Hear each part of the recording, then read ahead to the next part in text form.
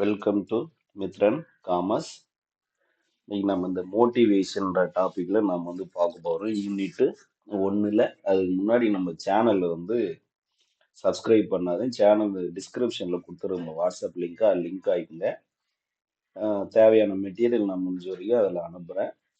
நம்ம channel subscribe பண்ணுங்க, like பண்ணுங்க, கமெண்ட் கொடுங்க. ஓகே, இது நம்ம மோட்டிவேஷன் டாபிக்ல நாம் பார்க்க போகிறோம். பொதுவாக மோட்டிவேஷன் அப்படின்னா தூண்டுதல் அப்படின்வாங்க, இல்லைன்னா ஊக்குவித்தல் அப்படின்வாங்க. ஒரு நபர் ஏதாவது ஒரு பிரச்சனையில் இருக்கும்போதோ ஒரு கஷ்டத்தில் இருக்கும்போதோ நமக்கு அவங்களுக்கு சொல்லக்கூடிய வார்த்தைகள் ஆறுதலாக இருக்கும் அப்படின்ற மாதிரி சொல்லலாம். அப்படி இல்லைன்ற பட்சத்தில் ஒரு வேலையை நம்ம அவர்கிட்ட வாங்கணும், ஏதாவது ஒரு ஒர்க்கை செய்யணும் அப்படின்னா நம்ம சொல்லக்கூடிய வார்த்தைகள் இது மோட்டிவேஷனாக இருக்கும். அவங்களை தூண்டுறது அப்படின்னு சொல்லுவாங்க. ஒன்று இதுதான். இதில் பாருங்க, மோட்டிவேஷன்ஸ் அப்படின்னா இது இன்டர்னல் ப்ராசஸ், அதாவது ஒரு மனிதனுடைய உள்ளுக்குள்ள நடைபெறக்கூடிய செயல்களை இன்டர்னல் ப்ராசஸ். அப்போ motivation refers to the internal process that stimulate A person to action to achieve goals அப்படின்றாங்க. ஒரு நபர் தூண்டணும். அந்த தூண்டனோடனே அவர் என்ன பண்ணாரு, ஒரு செயல்ல ஈடுபடுவாரு. அந்த செயல் ஒரு கோலா மாறும் அப்படின்றாங்க. இதுதான் ரொம்ப சிம்பிளா. இப்போ மோட்டிவேஷன்றது இன்டர்னல் ப்ராசஸ், அப்படி இல்லைன்னா stimulate a person to action achieve goals அப்படின்னு சொல்றாங்க. அவ்வளவுதான். இதுல என்னன்னு பாத்தீங்கன்னா, இட் ஒன்னு begin the one's behaviour, determination, commitment to achieving certain objectives அப்படின்றாங்க. அதாவது என்னன்னா, it is the reason begin one's behaviour, determination, commitment to achieve certain objectives. ஒரு சில நோக்கத்தை நாம் டிட்டர்மினேஷன் பண்றோம். அதை அச்சீவ்மெண்ட் பண்றதுக்கு நம்மளுடைய கேரக்டரிஸ்டிக்ஸை மாத்துறதுக்கு மோட்டிவேஷன் தேவைப்படுது அப்படின்றாங்க. இதுல டெஃபினிஷன்ஸ் அப்படின்னு வரும்போது என்னன்னா, டபிள்யூஜி ஸ்காட் அப்படின்றவர் டெஃபினிஷன் ஒன்று சொல்றாரு. அதாவது motivation is the process of stimulating people to action and complete desire goal. Motivation என்னன்னா ஒரு ப்ராசஸ் ஆஃப் ஸ்டிமுலேட். யாரை நம்ம ஸ்டிமுலேட் பண்ண போறோம்னா பீப்புளை. எதுக்காக அப்படின்னு வரும்போது பார்த்தீங்கன்னா, அக்கம்ப்ளீட் டிசையர் கோல்ஸ். நம்ம என்ன கோல் நினைக்கிறோமோ அந்த கோலை மக்களை அடைய செய்யணும். இப்போ ஒரு நிர்வாகம் இருக்குது அப்படின்னா, ஒரு பர்டிகுலர் டைமுக்குள்ள இந்த ஒர்க் முடிக்கணும் அப்படின்னா அவங்கள மோட்டிவேட் பண்றது. அது பை டேர்ம்ஸா இருக்கலாம், பை வேர்ட்ஸா இருக்கலாம், இல்ல பினான்சியலா ஏதாவது இருக்கலாம், இல்ல நான் பினான்சியலா கூட இருக்கலாம். அப்போ டபிள்யூஜி ஸ்காட் அப்படின்றவரு மோட்டிவேஷன் அப்படின்னா process of stimulate people to action to complete desire goals. ஒரு மேனேஜ்மெண்ட் நான் இந்த கோல் இன்னைக்குள்ள முடிக்கணும் அப்படின்னு நினைச்சு மக்களை ஸ்டிமுலேட் பண்றதுக்கு பேரு தான் மோட்டிவேஷன் அப்படின்னு சொல்றாரு. அடுத்து இந்த எட்வின் பி ஃபிலிப்போ அப்படின்றது என்ன சொல்றாருன்னா, motivation is the process of attempting to influence other to do your with through the possibilities of gains or rewards அப்படின்றார். அதாவது மோட்டிவேஷன் என்னன்னா மற்றவங்களை இன்ஃப்ளூயன்ஸ் பண்ணணும். எதுக்காக அப்படின்னா பாசிபிலிட்டிஸ் ஆஃப் கெயின்ஸ், அதாவது அதுல ஏதாவது ஒரு கெயின் வரணும். இன்னொன்னு ரிவார்ட்ஸ் வர்றதுக்காக அவங்கள நம்ம மோட்டிவேஷன் பண்ணணும் அப்படின்னு சொல்றாரு. இதுதான். அடுத்து இந்த தேரி ஆஃப் மோட்டிவேஷன்ஸ் அப்படின்னு வரும்போது மொத்தம் 6 தேரி இருக்குது. இந்த 6 தேரிக்கு ஒரு இயர் கொடுத்துருக்கிறேன், அதை ஞாபகம் வச்சுங்க. இந்த 6 தேரியில ஒரு 3 தேரி இப்போ பார்க்கலாம். இதுல ஆப்ரகாம் மாஸ்லோஸ் அவர் நீட் ஹைரார்ச்சி தேரிஸ் இல்ல ஹைரார்ச்சி ஆஃப் நீட் தேரிஸ்.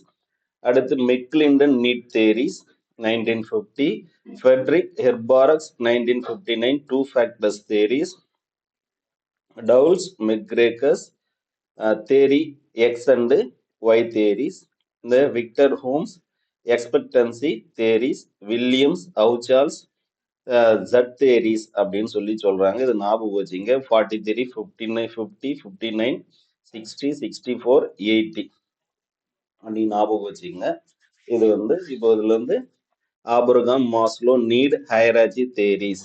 அதாவது என்னன்னா, பொதுவா இவர் வந்து மனிதனுடைய தேவைகள் வந்து பிரிக்கிறார். அதுதான் வந்து மாஸ்லோ நீட் ஹைரார்கி தேரிஸ். அதாவது என்னன்னா, விருப்பங்கள் எண்ணில் அடங்கா. ஒரு விருப்பம் நிறைவடைந்தவுடன் இன்னொரு விருப்பங்களுக்கு நம்மளுடைய மனது செல்லும். அது வந்து மோட்டிவேஷனா கூட இருக்கலாம் அப்படின்னு சொல்லி இவர் வந்து சொல்றாரு. இதுல என்னன்னா, மாஸ்லோ என்ன சொல்றாருன்னா, desire to fulfil needs with higher needs only become motivator once lower level needs are satisfied. அதாவது ஒரு மனிதனுடைய அடிப்படை தேவைகளோ இல்ல குறைமட்ட தேவைகளோ ஃபில்ஃபில் ஆனோடனே அடுத்த லெவலுக்கான தேவைக்கு போயிடுவான். அது மோட்டிவேஷனா கூட இருக்கலாம் அப்படின்னு சொல்லி சொல்றாரு. அவனுடைய தேவைகள் வந்து அடுத்தடுத்த நிலைக்கு போகும் அப்படின்றாரு. இவரு தான் என்ன சொல்றாரு, he suggests that people are motivated by hierarchy of needs for psychological needs to self actualization. அதாவது இவருடைய தேவை என்னன்னா, சைக்கலாஜிக்கல் நீட்ஸ்ல இருந்து செல்ஃப் ஆக்சுவலைசேஷனுக்கு, அதாவது வந்து ஒரு பேசிக்கான நீட்ஸ்ல இருந்து தன்னிறைவு தேவைக்காக வரைக்கும் போகக்கூடியது அப்படின்னு சொல்றாரு. இந்த ஆபிரகாம் மாஸ்லோ அப்படின்றவர் வந்து இந்த தேரியை வந்து எப்போ சொல்றாரு அப்படின்னா 1943ல 1943ல இந்த தேரியை வந்து சஜஸ்ட் பண்றாரு. ஓகே, இதுல வந்து என்னன்னு பாத்தீங்கன்னா ஒரு 5 இருக்குது. ஒரு சில புக்கில் வந்து 7 தேவைகள் கொடுத்துருக்குறாங்க. மேக்சிமம் 5 தேவையே போதும். இதில் பாருங்க, சைக்கலாஜிக்கல் நீட்ஸ் அப்படின்னா, சார் ஒரு மனிதனுடைய பேசிக்கான நீட்ஸ் என்ன, அதுதான் வந்து சைக்கலாஜிக்கல் நீட்ஸ். இப்போ these are the basic survey needs to require sustain life. அதாவது மனிதன் வாழறதுக்கான இடம், அவனுக்கு தேவையான food, water, shelter, sleep and warmth. இதுதான் என்ன சொல்றாருன்னா சைக்கலாஜிக்கல் நீட்ஸ். ஒரு மனிதனுடைய அடிப்படை தேவைகள் அப்படின்னா என்னன்னா, சாப்பாடு, தண்ணி, ட்ரெஸ்ஸு, தூங்குறதுக்கு இடம் அப்படின்னு சொல்லி சொல்றாரு. இதுதான் என்னன்னா பேசிக் நீட்ஸ் அப்படின்னு சொல்றாரு. These needs R not meet they become the primary motivations for behaviours. அதாவது வந்து இது வந்து அவனுடைய பிரைமரி மோட்டிவேஷனும் கிடையாது. இது முடிஞ்ச உடனே அடுத்த தேவைக்கும் போகும்.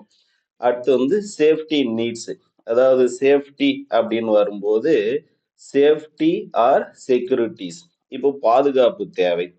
இப்போ நம்ம வாழக்கூடிய, நம்ம பாதுகாப்பா வாழணும் அப்படின்னா நமக்கு ஒரு ஜாப் தேவை. அந்த ஜாப் வந்து செக்யூரிட்டியான ஜாப்பா இருக்கணும். இன்னொன்னு வந்து இப்போ நம்ம ஏதாவது திடீர்னு ஏதாவது ஏற்படலாம், உயிரிழப்பு ஏற்படலாம், ஆக்சிடென்ட் ஆகலாம். அப்போ நமக்கு வந்து பிசிக்கல் சேஃப்டிஸ். அப்போ நம்ம என்ன பண்ணோம், ப்ரொடெக்ஷன் ஃப்ரம் ஆர்ம்ஸ். இதுல இருந்து அதாவது என்னன்னா இந்த இன்சூரன்ஸ் எடுத்துக்கிறது, எல்ஐசி பாலிசி எடுத்துக்கிறது. அடுத்து வந்து ஃபினான்சியல் செக்யூரிட்டிஸ். ஃபினான்சியல் செக்யூரிட்டிஸ்னா ஒன்றும் கிடையாது, ஜாப்ஸ் ஸ்டெபிலிட்டி அண்டு இன்கம். ஏன்னா ரொம்ப சேஃப்டியா இருக்கணும். பொதுவாக நம்ம என்ன பண்ணணும், எங்காவது போனோம்னா சேஃப்டியாக போகணும், சேஃப்டியாக வரணும். வேலை செய்யக்கூடிய இடத்துல ஜாப் செக்யூரிட்டிஸ் இருக்கணும், இன்கம் இருக்கணும். அடுத்து வந்து எமோஷனல் சேஃப்டிஸ் அப்படின்னு வரும்போது ஹெல்த் அண்டு வெல்பீயிங்ஸ் அப்படின்னு சொல்லி சொல்றாரு. அப்போ சேஃப்டி நீட்ஸ் அப்படின்னு வரும்போது physical safety, financial safety, emotional safeties, இதுதான் நமக்கு முக்கியம்னு சொல்லி சொல்றாரு. அடுத்து வந்து நமக்கு லவ் அண்டு பிலாங்கிங் நீட்ஸ் அப்படின்னு, லவ் அண்ட் அஃபெக்ஷன்ஸ் அப்படின்னு சொல்லி சொல்லுவாங்க. லவ் அண்ட் அஃபெக்ஷன்ஸ் அப்படின்னா என்னன்னா, ஒரு சொசைட்டில வந்து ஒரு நல்ல மூமெண்ட் இருக்கிறது, ஒரு நல்ல ரிலேஷன்ஷிப் கிரியேட் பண்றது, மற்றவங்க மேல நம்ம அன்பா இருக்கிறது, இந்த சோசியல் சர்வீசஸ் எல்லாம் செய்யறது, என்ஜிஓஸ் நான் கவர்மெண்ட் ஆர்கனைசேஷன்ஸ் கூட நம்ம லிங்க்ல இருக்கிறது, இதுதான் வந்து சொல்றாரு. அப்போ safety needs fulfilled people seek love. Love அப்படின்னா அன்பு. அதே போல வந்து அஃபெக்ஷன், ரிலேஷன்ஷிப், இது எல்லாமே வந்து கொடுக்கறதா என்ன சொல்றாருன்னா அந்த மூணாவது நீடா வந்து லவ் அண்ட் பிலாங்கிங்னஸ் நீட்ஸ். அடுத்து வந்து எஸ்டீம் நீட்ஸ். இந்த எஸ்டீம் நீட்ஸ் அப்படின்னு வரும்போது என்னன்னா, இந்த எக்ஸ்பென்சிவ் ஜுவல்லரிஸ் யூஸ் பண்றது, எக்ஸ்பென்சிவ் கார் யூஸ் பண்றது, எக்ஸ்பென்சிவ் ட்ரெஸ்ஸு, இதுல வந்து பொதுவா வந்து அவங்க என்ன பண்ணுவாங்கன்னா செல்ஃப் ரெஸ்பெக்ட் வந்து பார்ப்பாங்க. ஒரு ரிகக்னைசேஷன் கிடைக்கணும் ஒரு சொசைட்டில, அந்த மாதிரி கொஞ்சம் யூஸ் பண்ண சொல்லக்கூடியது. இதுல once individual are satisfied social needs. Social needs வந்து சாட்டிஸ்ஃபைடு ஆன உடனே அவன் என்ன திங்க் பண்ணுவான்னா, எனக்கு வந்து செல்ஃப் ரெஸ்பெக்ட் வேணும், சொசைட்டில வந்து ஒரு ரெகக்னைசேஷன் வேணும், ரெஸ்பெக்ட் ஃப்ரம் அதர்ஸ், மற்றவங்க எனக்கு வந்து ரெஸ்பெக்ட் தரணும் அப்படின்னு நினைக்கிறது தான் வந்து எஸ்டீம் நீட்ஸ். இதில் பாருங்க, டிசையர் ஃபார் ஸ்டேட்டஸ், இன்னொன்னு prestige, accomplishment, sense of competencies, இது எல்லாமே கிடைக்கக்கூடியது அப்படின்றாங்க. அடுத்து அந்த தேவை முடிஞ்சோடனே செல்ஃப் ஆக்சுவலைசேஷன் நீட்ஸ். இதுதான் என்னன்னா ஹை லெவல்ஸ். இதை தாண்டி நமக்கு வந்து நீடே இருக்காது. ஒரு எக்ஸாம்பிள் வந்து பாருங்க, ஒரு மனிதனுக்கு வந்து ஃபுட்டு, வாட்டரு, ஷெல்டர் கிடைச்சது. அந்த தேவை முடிஞ்ச உடனே அவன் வேலை செய்யக்கூடிய இடத்துல செக்யூரிட்டிஸா இருக்கணும். அது முடிஞ்ச உடனே லவ் அண்ட் அஃபெக்ஷன் இந்த சொசைட்டிஸ். சொசைட்டில ஒரு நல்ல ரிலேஷன்ஷிப் ஏற்பட்ட உடனே அவனுக்கு தன்னிறைவு தேவைக்கு, சாரி, எஸ்டீம் நீட்ஸுக்கு வரான். அதுல அவனுக்கு வந்து ரொம்ப ப்ரெஸ்டீஜ் இருக்கணும், ஒரு ரெகக்னைசேஷன் இருக்கணும், மற்றவங்க ரெஸ்பெக்ட் தரணுன்றது. அடுத்து வந்து செல்ஃப் ஆக்சுவலைசேஷன் நீட்ஸ். இதை தாண்டி அவனுக்கு வேற நீடு கிடையாது. இந்த இடத்துல என்னன்னு பார்த்தீங்கன்னா, செல்ஃப் ஆக்சுவலைசேஷன் வரும்போது அவனுடைய பர்சனல் குரோத்தை நாம வந்து மென்ஷன் பண்ணோம். எப்படி சார் பர்சனல் குரோத் அப்படின்னா, ஒரு டீச்சர் இருக்கிறாருன்னு வச்சுங்களேன். ஒரு டீச்சர் வந்து ஒரு 10 வருஷம் 20 வருஷம் ஒர்க் பண்ணுவார். கடைசியா அவர் வந்து ஒரு புக் ஒன்று எழுதுவார். அதுதான் என்னன்னா செல்ஃப் ஆக்சுவலைசேஷன் நீட்ஸ். அதாவது a teacher or professor become the author of the book writer. அதுதான் செல்ஃப் ஆக்சுவலைசேஷன் நீட்ஸ். இன்னொன்னு என்ன சார் சொல்லுவாங்கன்னா, a music director become a hero, or a music director become a director of films. ஒரு இசையமைப்பாளர் வந்து கடைசியா வந்து ஒரு ஹீரோவாவோ இல்ல ஒரு இயக்குனராவோ மாறுறது தான் என்னன்னா இந்த சினிமா ஃபீல்டுல செல்ஃப் ஆக்சுவலைசேஷன் நீட்ஸ். எடுத்துக்காட்டுக்கு இந்த விஜய் ஆண்டனி சொல்லலாம், மியூசிக் டைரக்டர். அவர் இப்போ ஹீரோவா மாறிட்டார். அப்போ அந்த சினிமா துறையில அவர் வந்து செல்ஃப் ஆக்சுவலைசேஷன் நீடு வந்துட்டாரு.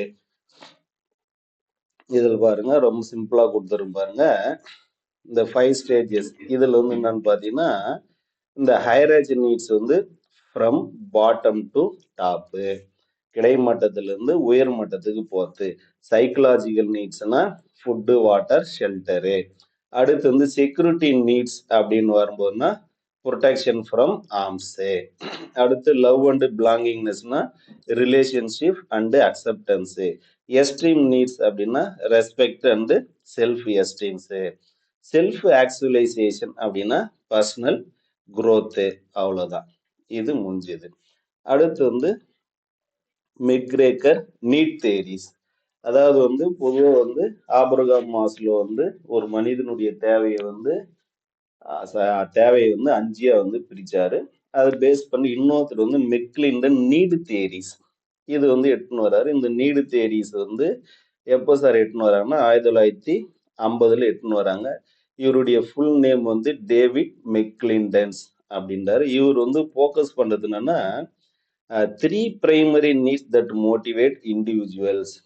அதாவது சார், அதாவது 3 நீடு வந்து ஒரு இண்டிவிஜுவலை மோட்டிவேட் பண்ணும், வேற எதுவுமே தேவை கிடையாது அப்படின்னு சொல்லி சொல்றாரு. இவர் வந்து 5 தேவை இருக்குதுன்றாரு, இவரு 3 தேவை. ஃபர்ஸ்ட் வந்து நீடு ஃபார் அச்சீவ்மெண்ட்.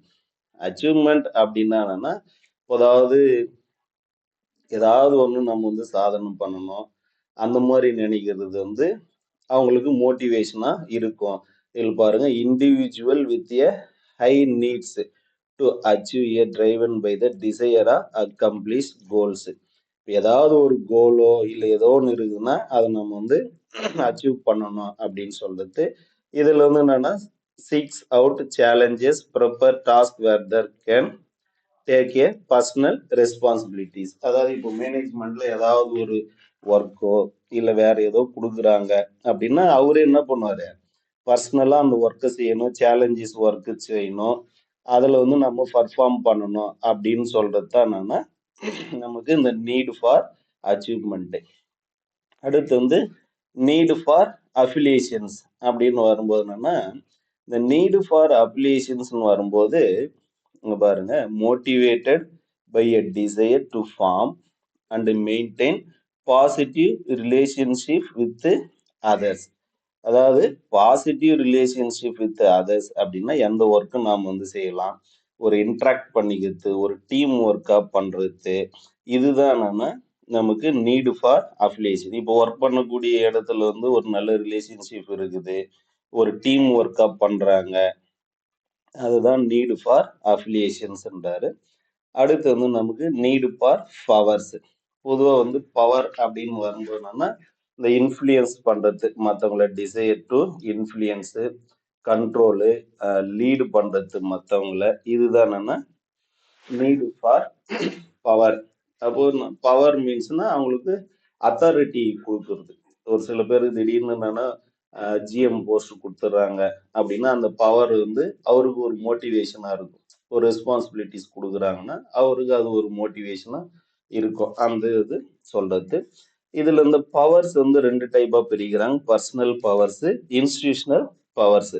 அதாவது பர்சனல் பவர்ஸ் அப்படின்னா control others for personal gain R influence.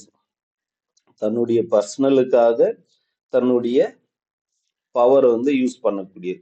Institutional powers அப்படின்னா மற்றவங்களை வந்து இன்ஃப்ளூயன்ஸ் பண்ணி அதனுடைய பெனிஃபிட் வந்து ஆர்கனைசேஷனுக்கு வந்து போகும். அதுதான் என்னன்னா இன்ஸ்டிடியூஷனல்ஸ் பவர்ஸ். அப்போ இங்க பாருங்க, மெக்லிண்டன் நீட் தேரிஸ் வந்து எப்போ பண்றாரு அப்படின்னா 1950 டேவிட் மெக்லிண்டன் இவருடைய ஃபுல் நேமு.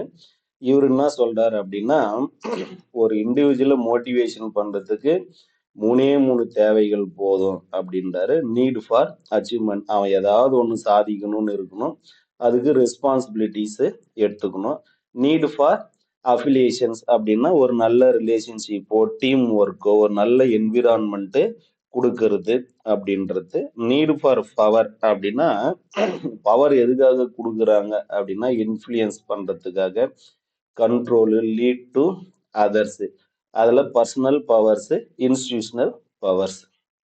அடுத்து வந்து இந்த Frederick Herzberg's two factors theories. இது வந்து 1959 வந்து இன்ட்ரடியூஸ் பண்றாரு. யாரு? Herzberg's two factors. Maslow need theories வந்து 1943, இது வந்து 1950, இது 1959. அப்போ இந்த எர்பாரஸ் டூ ஃபேக்டர்ஸ் தேரிஸ் வந்து மோட்டிவேஷன் ஹைஜீனிக் ஃபேக்டர்ஸ் தேரி அப்படின்னு சொல்லி நம்ம வந்து சொல்லலாம். இது டூ ஃபேக்டர்ஸ் தேரிஸ். ஏன் இது வந்து டூ ஃபேக்டர்ஸ் தேரிஸ்னா ஒன்று வந்து மோட்டிவேஷன் ஃபேக்டர்ஸ், இன்னொன்று வந்து ஹைஜீனிக் ஃபேக்டர்ஸ். அதுதான்.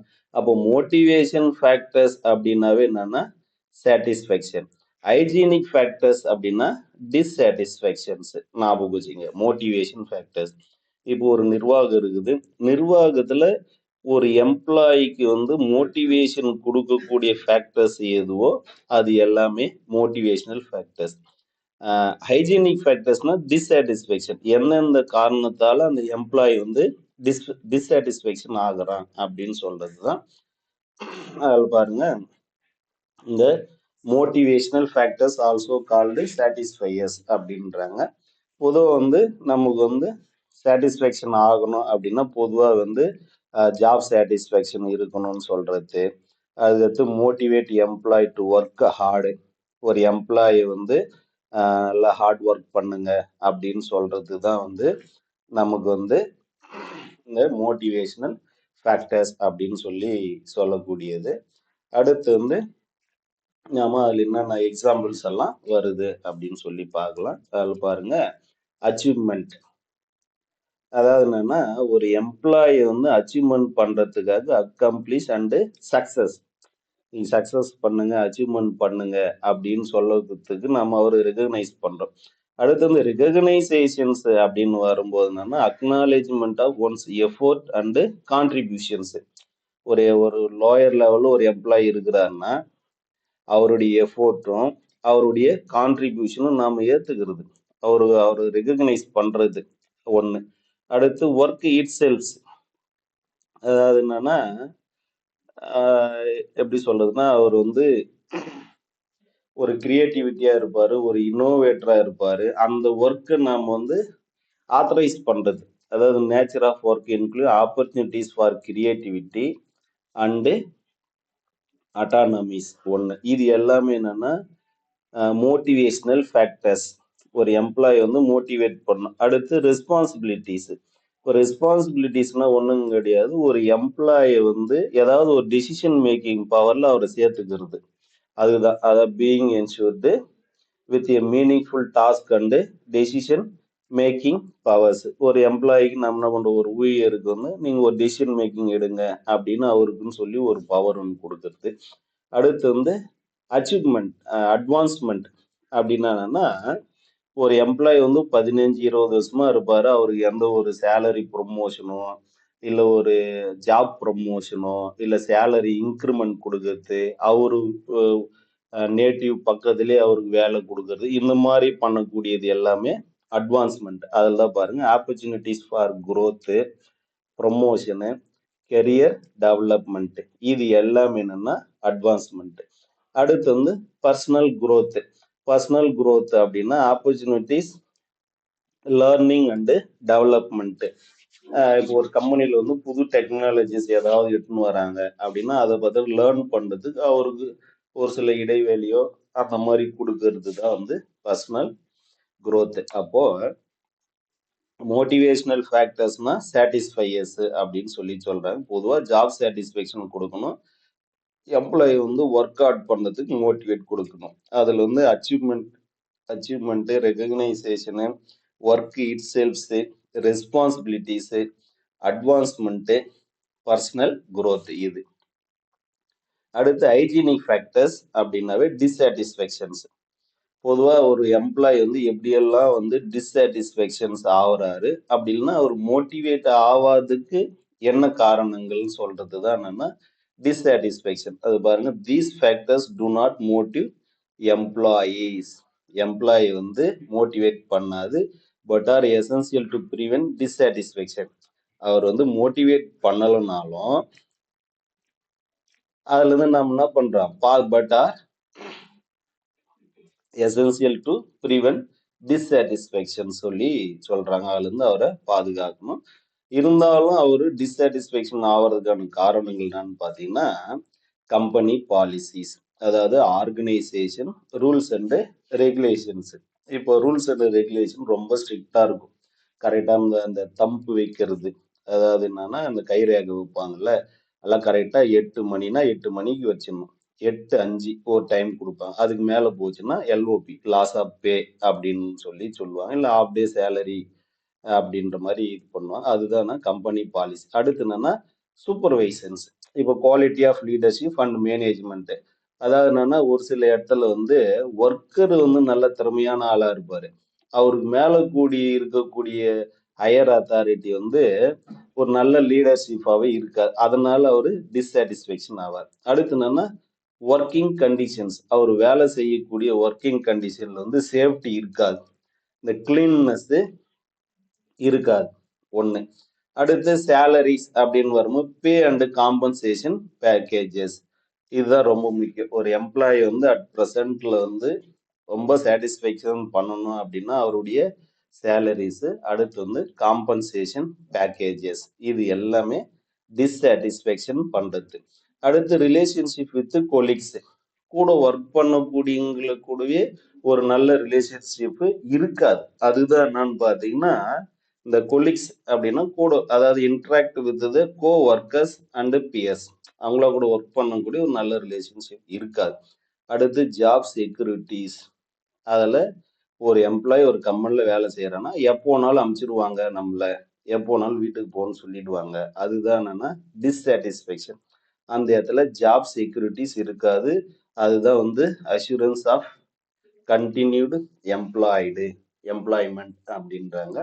அப்போ நமக்கு பாருங்க, இந்த எர்பாரக்ஸ் டூ ஃபேக்டர்ஸ் தேரிஸ் வந்து ரெண்டா பிரிக்கிறாங்க, மோட்டிவேஷனு ஹைஜீனிக் ஃபேக்டர்ஸ். இது 1959 இன்ட்ரடியூஸ் பண்ணாரு. ஹைஜீனிக் ஃபேக்டர்ஸ்னா சாட்டிஸ்ஃபேக்ஷன், சாரி, ஹைஜீனிக் ஃபேக்டர்ஸ் அப்படின்னா டிஸ்சாட்டிஸ்ஃபேக்ஷன், மோட்டிவேஷன் ஃபேக்டர்ஸ்னா சாட்டிஸ்ஃபேக்ஷன்ஸ். இப்போ மோட்டிவேஷன் பண்ணக்கூடிய ஃபேக்டர்ஸ் என்னன்னா achievement, recognition, work it self, responsibilities, advancement, personal growth. இது இது வந்து ஹைஜீனிக் ஃபேக்டர்ஸ்னா டிஸ்சாட்டிஸ்ஃபேக்ஷன் ஆகிறதுக்கு என்னென்ன காரணங்கள் அப்படின்னு சொல்றது தான் இந்த dissatisfactions are hygienic factors. Thank you. Video முடிஞ்ச வரைக்கும் லைக் பண்ணுங்க, சப்ஸ்கிரைப் கொடுங்க, மற்றவங்களுக்கு ஷேர் பண்ணுங்க.